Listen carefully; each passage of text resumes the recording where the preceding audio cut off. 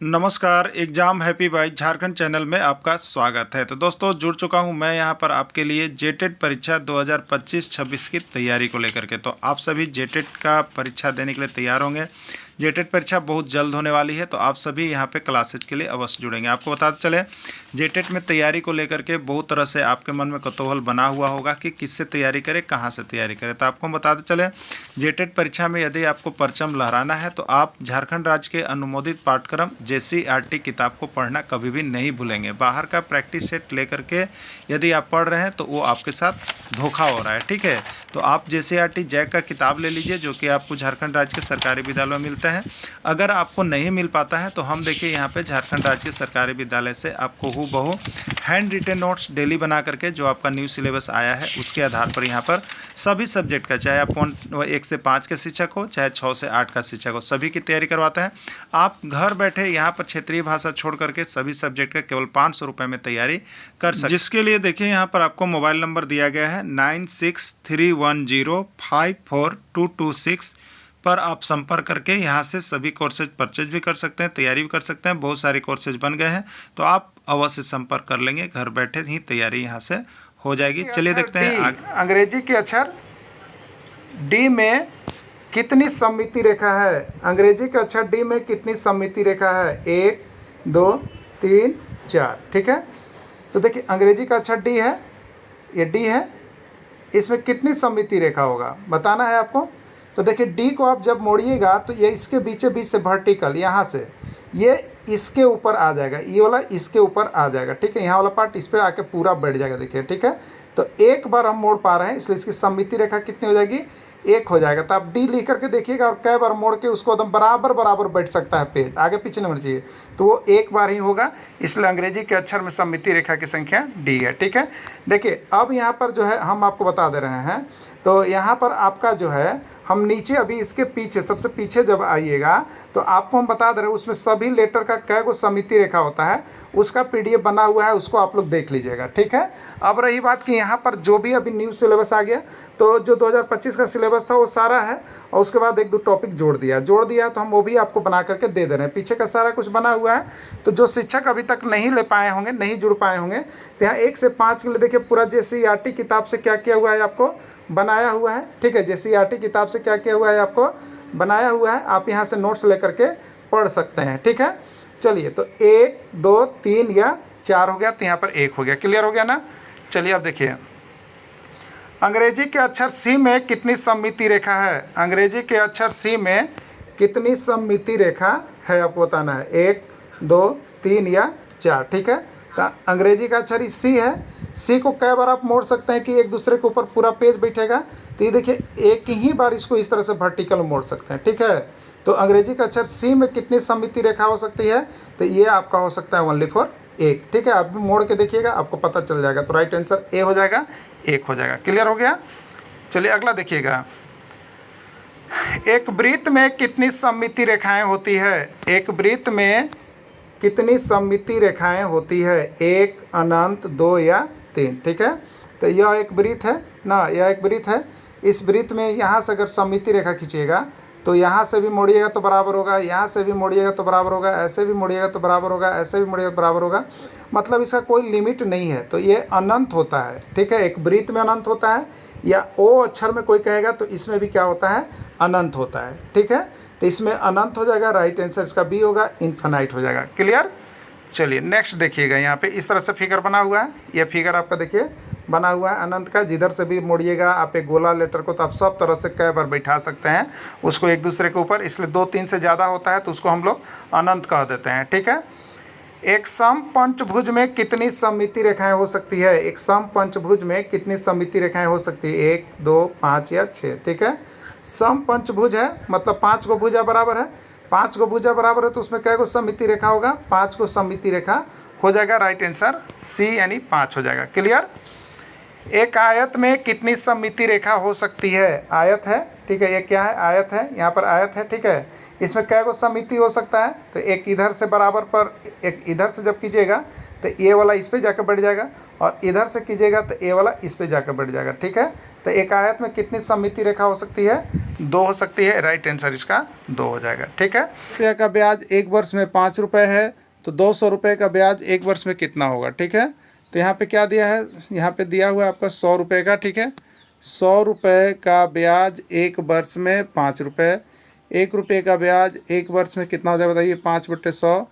200 रुपये का ब्याज 1 वर्ष में कितना होगा? तो 5/100 गुने 200, 100 दूनी 200 और 5 दूनी 10, 10 रुपये होगा। राइट आंसर बी इसका 10 रुपये। ठीक है, चलिए 10 रुपये है, बाकी यहाँ पे बनाया हुआ है, आप सभी को देख लीजिएगा। ये बना करके इस तरह से बना लीजिएगा।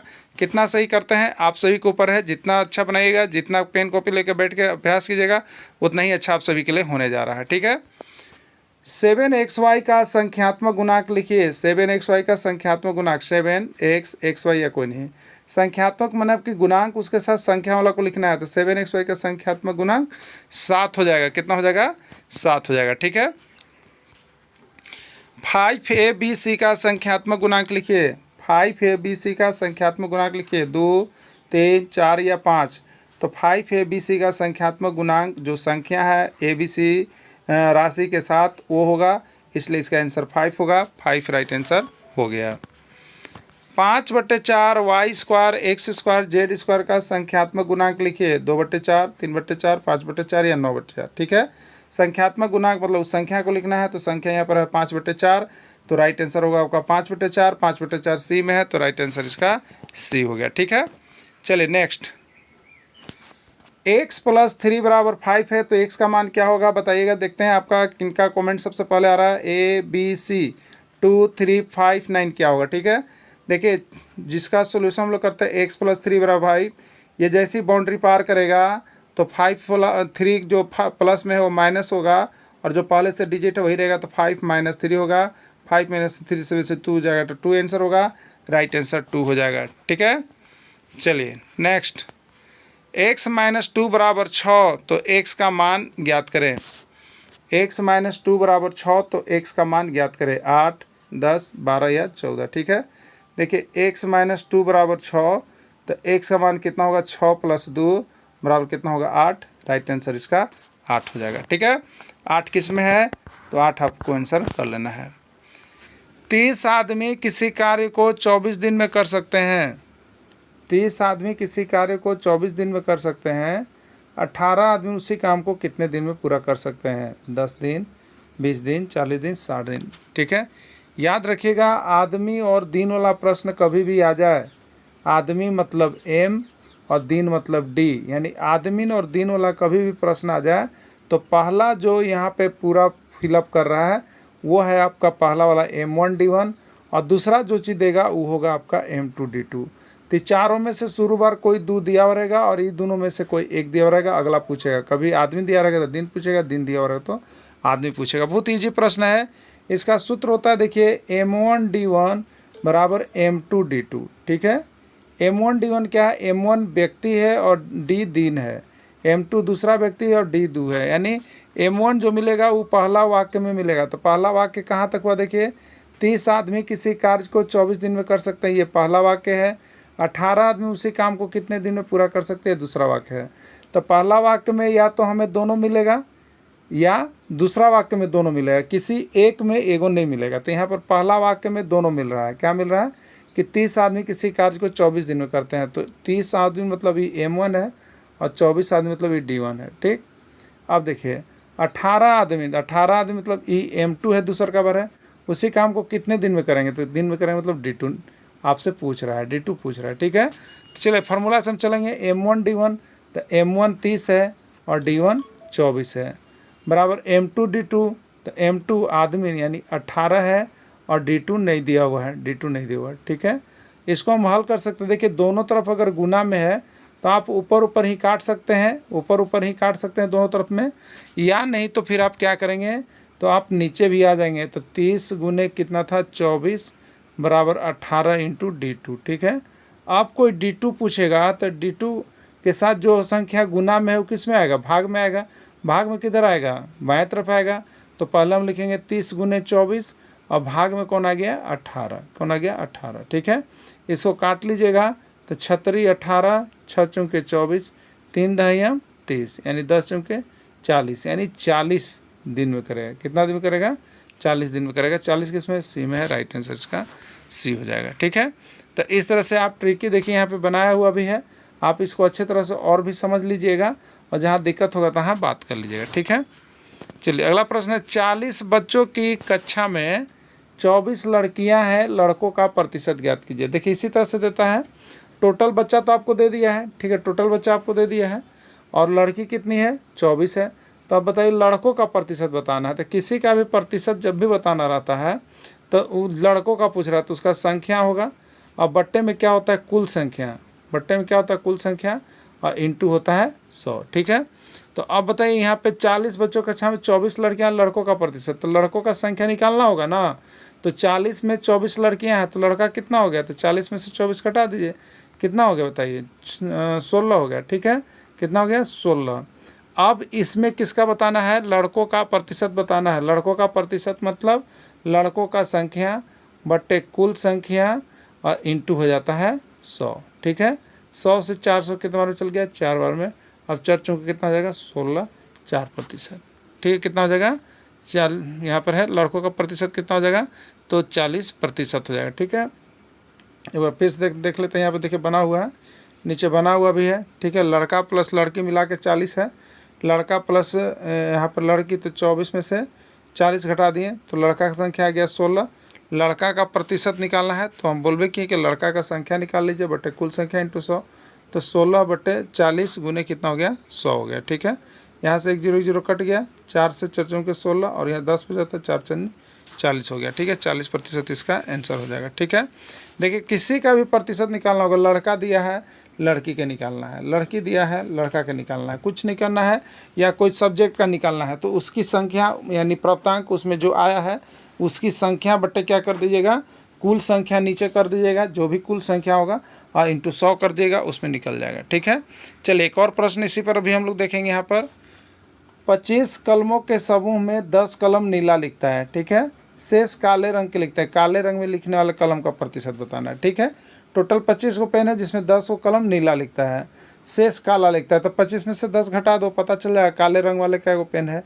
तो काले रंग का पेन कितना होगा बताइए? 25 में से 10 चल गया यानी 15 हुआ। ठीक है, काले रंग का, और काले रंग का प्रतिशत निकालना है तो कोई बात नहीं है, तो काले रंग की संख्या हो गया 15। ठीक है, कितना हो गया? 15 बट्टे टोटल, टोटल क्या गो है? 25 गो है, तो 25 और इंटू क्या हो जाएगा? 100। ठीक है, 25 चौके हो गया 100 और 15 चौके हो गया 60, 60% हो गया। राइट आंसर यही होगा। 60% किस में है? डी में है, तो डी इसका राइट आंसर हो गया। ठीक है, बाकी नीचे देखिए बना हुआ है, कुल कलमों का समूह यानी नीला और काला मिला के 25 को था, जिसमें नीला 10 हो गया तो नीला प्लस काला बराबर 25। अब काला बराबर क्या होगा? तो जो जोड़ में है वो दाहिने तरफ जाएगा, घटाव में, जो गुना में रहता है वो जाता है भाग में, जो भाग में रहता है वो जाता है गुना में। जब बॉर्डर हम लोग चेंज करते हैं बराबर के आर पर जाते हैं। ठीक है, तो काला का हो गया 25 माइनस 10 यानी 15 हो गया। ठीक है, अब काला रंग लिखने वाला का प्रतिशत कितना हो जाएगा बताइए? तो काला रंग के पेन की संख्या 15, कुल पेन कितना था? 25 इंटू 100, 25 चौके 100, 15 चौके 60, राइट आंसर 60%। ठीक है, चलिए इसमें कौन एक पदी व्यंजक है? 2xy + 1, x + y, 2x + 2, x + 3, ये सब द्विपदी व्यंजक हैं। ठीक है, द्विपदी व्यंजक है। एक पदी का मतलब होता है जिसमें केवल एक पद रहे, जैसे ax रहे या 2x रहे ना, या 2y रहे या 5z रहे, तो ये सब एक पदी व्यंजक होते हैं। ठीक है, तो इसमें कौन एक पदी व्यंजक है? 2xy + 1 ये भी नहीं है, x + y ये भी नहीं है, 2x + 2 ये भी नहीं है, x + 3 ये भी नहीं है, यानी राइट आंसर ई कोई नहीं होगा। ठीक है, चलिए देखिए यहाँ पर लिखा हुआ क्यों नहीं हुआ? जिसमें केवल एक ही बीजीय व्यंजक रहता है उसे एक पदी व्यंजक कहा जाता है, जैसे xy, 2x, 3ab, 5b, bc। ठीक है, चलिए इसमें कौन द्विपद है? इसमें कौन द्विपद है? 2x + 3, 2x, 2xy + 5x + 5, 2 + 3। ठीक है, कौन द्विपद है? तो ये तो द्विपद नहीं है क्योंकि इसमें किसी के साथ चर राशि नहीं लगा हुआ, इसलिए ये तो कैंसिल हो गया। और कौन इसमें द्विपद? द्विपद में 2 को पद, तो ये तो 3 हो गया, ये भी कैंसिल हो गया। ये क्या हो गया? सिंगल हो गया, ये भी कैंसिल हो गया। 2x+3 डबल है, ये बिल्कुल सही हो गया। ठीक है, डबल है, बिल्कुल सही हो गया। द्विपद हो गया, दुगोपद हो गया। ठीक है, यहाँ पर लिखा हुआ है कि जिसमें 2 पद रहते हैं, कम से कम एक चर राशि व्यंजक के रूप में जरूर जुड़ा रहा हो, तभी वह बीजीय व्यंजक कहलाता है। ठीक है, चलिए अगला प्रश्न है, 500 रुपये का 20% वार्षिक ब्याज की दर से 3 वर्ष का साधारण ब्याज करेगी। ठीक है, 500 रुपये यानी मूलधन कितना दिया है बताइए, 5,000 रुपये है मूलधन, और आर कितना है बताइए, 20% है, और कितना है, समय कितना है, 3 वर्ष है, 3 वर्ष, साधारण ब्याज निकालो। ठीक है, तो साधारण ब्याज जिसको हम लोग एसआई कहते हैं, एसआई बराबर क्या होता है, पी गुने आर गुने टी बटा 100, इतना ही लोग लिखते हैं। ठीक है, पी कितना है बताइए आपका 5,000, आर कितना है 20, और टी कितना है, तो टी नहीं है। ठीक है, कि दर से 3 वर्ष, टी 3 वर्ष दिया हुआ तो 3 लिख देंगे। ठीक है, 3 लिख देंगे, और बटे क्या हो, साधारण मूलधन गुने समय गुने दर, और बट्टा में कर देंगे 100। ठीक है, 2 जीरो से 2 जीरो कट गया, तो क्या बचा हमारे लोग के पास, 50 दूनी 1,000। ठीक है, 50 गुने 20 करेंगे तो कितना आएगा बताइए, 5 दूनी 10, 1,000, और 1,000 गुने 3 यानी 3,000। ठीक है, तो 3,000 किस में है, बी में है, तो राइट आंसर आपका बी हो जाएगा। ठीक है, इस तरह से यहाँ पे बना लीजिएगा, सबका बन जाएगा, सबका बना हुआ है, सबको देख लीजिएगा। ठीक है, चलिए अगला है, 800 रुपये का 10% वार्षिक ब्याज की दर से 2 वर्ष का साधारण ब्याज ज्ञात करें। ठीक है, साधारण ब्याज एस आई बराबर पी गुने आर गुने टी बट्टा 100 होता है, गुने टी बटा 100 होता है। अब हम लोग के नज़र में है कि पी कितना है, तो पी 800 है, पी 800 है, पी गुने आर, आर कितना है, ब्याज की दर से 10%, तो ये है पी गुने आर गुने टी, टी कितना है 2, और बट्टे कितना हो गया 100। ठीक है, तो पी गुने आर गुने टी बटा 100, ये 2 जीरो से ये 2 जीरो कट गया, अब नहीं जाएगा, तो 8 दही हम कितना हो गया, 8 दूनी 16, 16 हो गया ना, और ये 10 से गुना करेंगे तो 160 हो जाएगा। कितना हो जाएगा, 160। 160 किस में है बताइए, 160 है ए में है, इसलिए राइट आंसर इसका ये हो जाएगा। ठीक है, क्लियर है। चलिए अगला देखिएगा, रमेश ने एक पंप 2500 में खरीदा, 2500 में खरीदा, और उसकी मरम्मत पर 150 खर्च करके उसे 3,000 बेच दिया, उसका लाभ हानि बताइए। ठीक है, रमेश एक पंप 2500 में खरीदा था, पंप 2500 में, और 2500 और मरम्मत पर 150 खर्च किया, तो इसका टोटल क्रय मूल्य देख लीजिए, 150 खर्च किया तो 0, और यहाँ पे हो गया आपका 2500 था। ठीक है, 2500 था और 150, इसको जोड़ लीजिएगा, 2500 और 150, तो कितना हो गया 0, 5 5 1 6 26 50। ठीक है, कितना हो जाएगा 26 50 हो जाएगा। तो खर्च करके उसे 3,000 रुपये में बेच दिया। ठीक है, 3,000 बेचा, विक्रय मूल्य, क्रय मूल्य हो गया 26 50।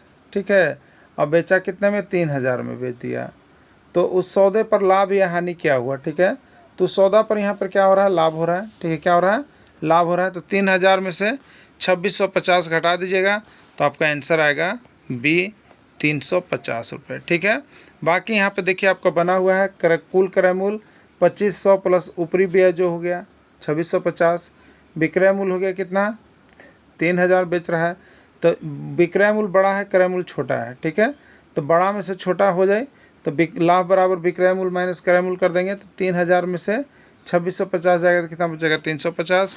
राइट आंसर इसका 350 हो जाएगा।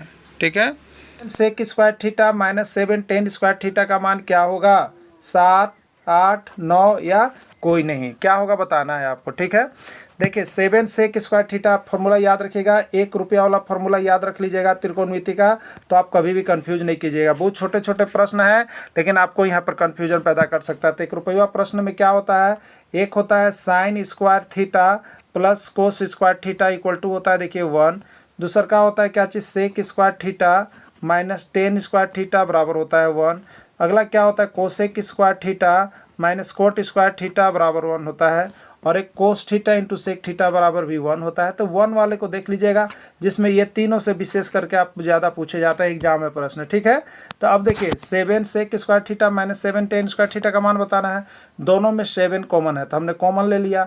अब हमारे पास क्या बच गया, तो इसमें बच गया सेक स्क्वायर थीटा माइनस इसमें क्या बच गया, टेन स्क्वायर थीटा। ठीक है, sec square theta minus tan square theta बराबर कितना होता है 1, तो 7 × 1 बराबर 7, यही हो गया इसका आंसर। ठीक है, 7 किस में है, तो 7A में है, इसलिए इसका राइट आंसर ये हो जाएगा। क्लियर। चलिए देखिए यहाँ पे बनाया हुआ है sec square theta minus 10 square बराबर थीटा बराबर 1, 7 sec square theta minus 7 10 square, 7 sec square theta 7 गुने 1, यहाँ पर 7 आंसर हो गया। क्लियर। चलिए अब देखिएगा अगला प्रश्न है, एक पासे को एक बार उछाला जाता है तो सम संख्या आने की प्रायिकता ज्ञात करें। प्रायिकता को भी आप सभी को पढ़ के जाना है। प्रायिकता से कुछ प्रश्न हो सकते हैं, लेकिन इजी प्रश्न रहेंगे, लेकिन बेसिक आपको आना चाहिए। ठीक है, तो एक पासा, तो सबसे पहले पासा आता है तो टोटल संख्या उसमें क्या होता है, तो पासा का जो गोटी होता है वो लिखा रहता है उसमें 1 2 3 4 5 6, यही 6 चीज़ आते हैं ना पासा में। तो पासा में कुल संभावना कितनी हो जाती है, पासा की जब भी बात किया जाएगा तो कुल संभावना इसका 6 होगा। कुल संभावना कितना होगा, 6 होगा। और बाकी घटना तो अलग अलग घटते रहती है। तो प्रायिकता कैसे निकाला जाता है, तो PE प्रोबेबिलिटी ऑफ इवेंट, जो भी घटना है, प्रायिकता बराबर होता है NE, जो घटना पूछा जा रहा है उसकी संख्या, और नीचे होता है कुल संख्या। ठीक है, यदि पासा की बात किया जाए तो कुल संख्या यानी NS के जगह पर कुल संख्या हमेशा 6 लिखना है आपको। ठीक है, चलिए अब देखिए, तो एक पासा को एक बार उछाला जाता है तो सम संख्या, यहाँ पर घटना जो पूछ रहा है कि सम संख्या कै गो आएगा। ठीक है, तो पासा पर कौन कौन किस संख्या आता है, आप देखते होंगे लिखा हुआ रहता है, बिंदु के रूप में बैठा हुआ रहता है, यही रहता है ना। इसमें सम संख्या कौन कौन है, 2 है, 4 है, 6 है। तो अगर सम संख्या की बात करेगा तो आपके दिमाग में 2 हो सकता है, 4 हो सकता है, 6 हो सकता है, यानी कुल घटना आपके दिमाग में क्या घटेगा, 3 गो।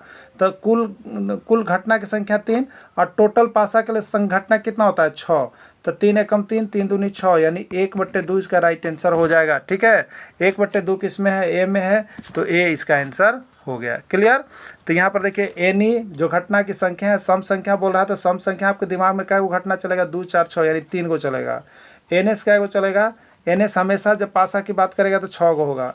तो PE बराबर क्या होता है, NE बटा NS, यानी 3/6 1/2 होता है, यानी P सम संख्या बराबर घटना की संभावना की संख्या बटे कुल संख्या 3/6, यानी 1/2 हो गया। क्लियर हो गया।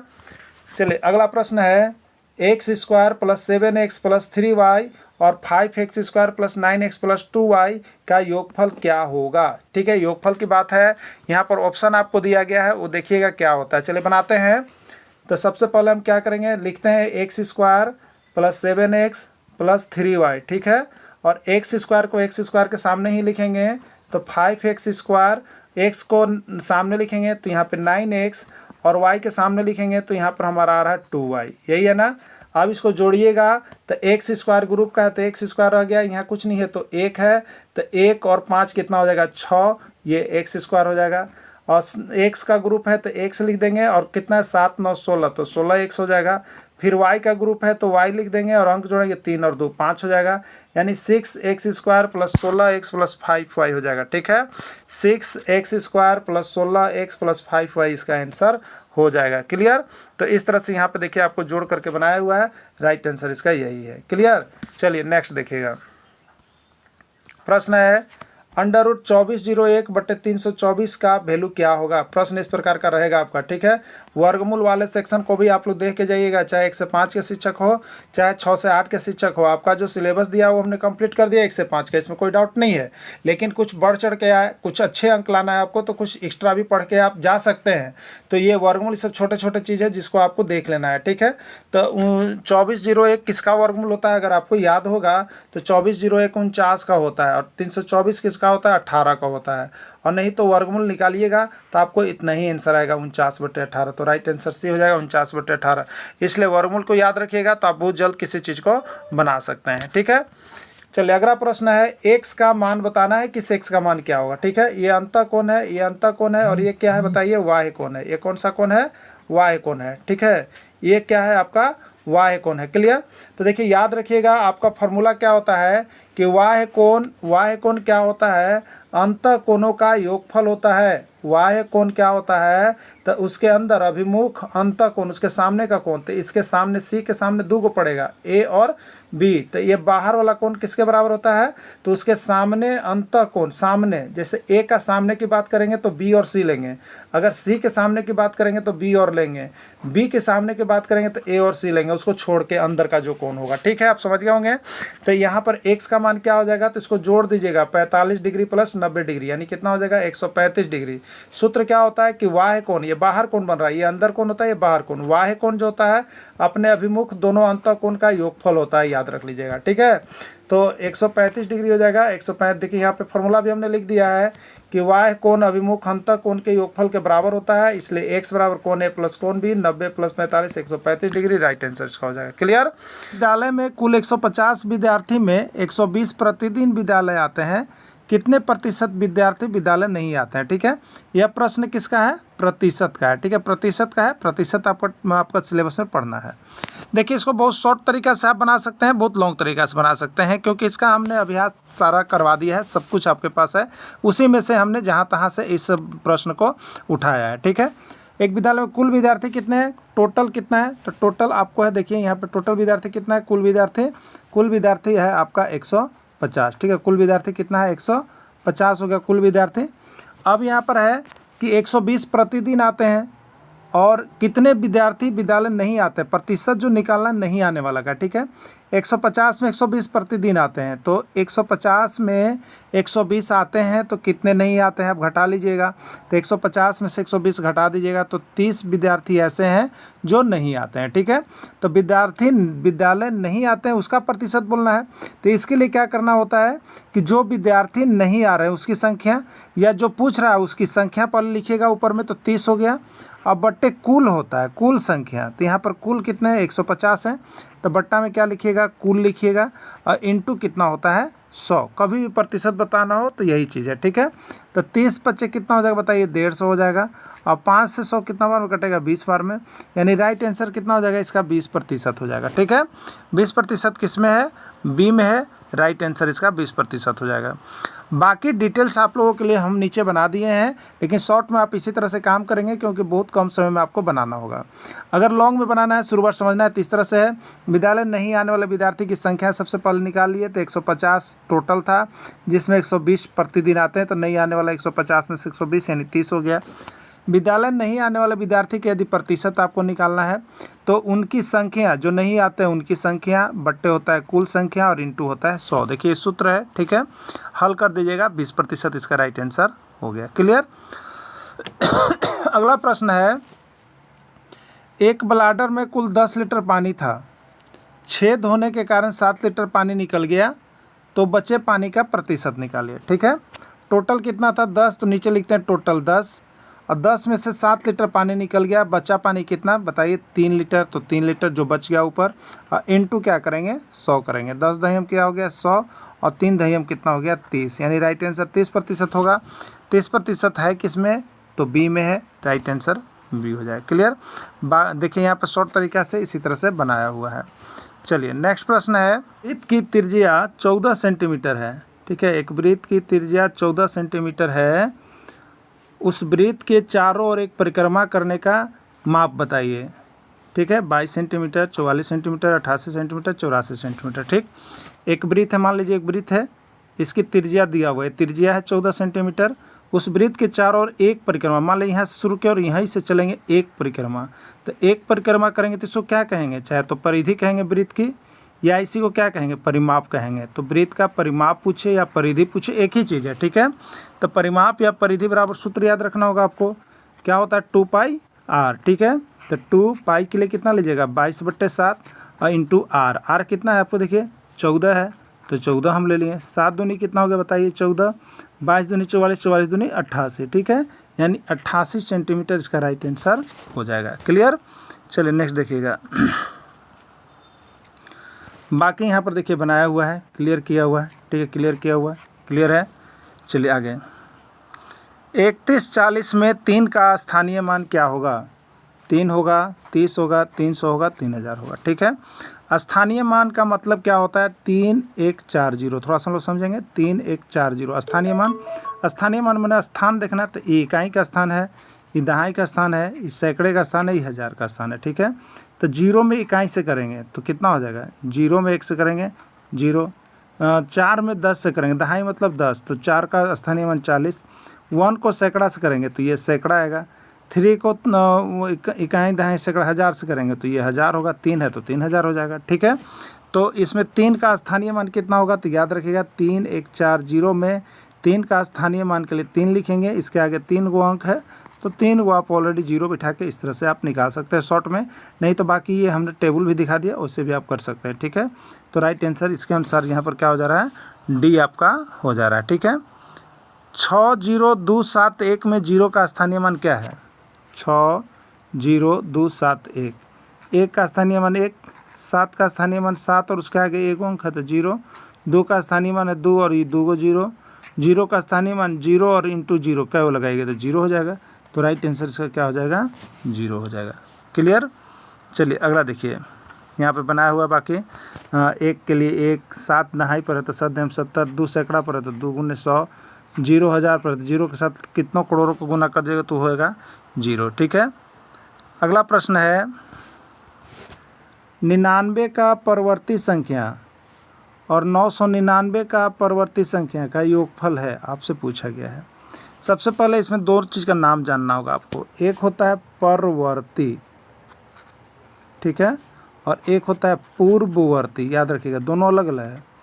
पूर्व मतलब पहले होता है, एकदम दिमाग रखिए पहले, तो पहले एक संख्या, उससे पहले एक संख्या को पूर्ववर्ती कहेगा। परवर्ती, पर माने होता है पश्चात या बाद, यानी उससे एक बाद आपको बताना है। ठीक है, जैसे यहाँ पे हम क्लियर करेंगे, अगर कोई बोल रहा है कि 9 का परवर्ती बताइए, परवर्ती, ठीक है, परवर्ती माने पश्चात या बाद, तो 9 + 1 10 होगा।